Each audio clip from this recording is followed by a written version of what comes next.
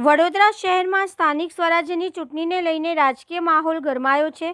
Ward number 16માંથી Congress પાર્ટીના ઉમેદવાર અને વિપક્ષ નેતા ચંદ્રકાંત શ્રીવાસ્તવે પ્રચાર દરમિયાન મહત્વપૂર્ણ નિવેદન આપ્યું છે।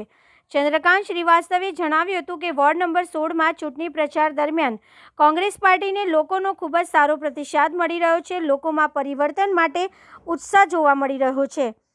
તેમણે વધુમાં જણાવ્યું હતું કે કોંગ્રેસ પાર્ટી સત્તામાં આવ્યા બાદ શહેરના લોકો માટે પાયાની સુવિધાઓ પૂરી પાડવામાં આવશે। ખાસ કરીને શુદ્ધ પીવાનું પાણી, માર્ગોની સ્થિતિ સુધારવા માટે અને વિસ્તારના વિકાસ માટે કામ કરવામાં આવશે।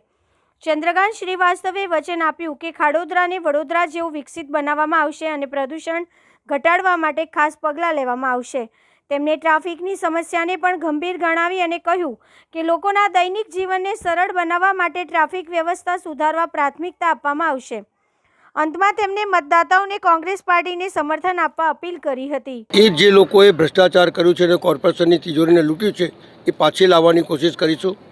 આ વડોદરા શહેરને અમે એવું નથી કહેતા કે અમૃત જળ આપીશું, કારણ કે કેશુભાઈની સરકાર પહેલી વખત આવી તો કીધું તો અમે કશું નહીં આપીએ, અમૃત જળ આપીશું, ગંદુ જળ આપે છે।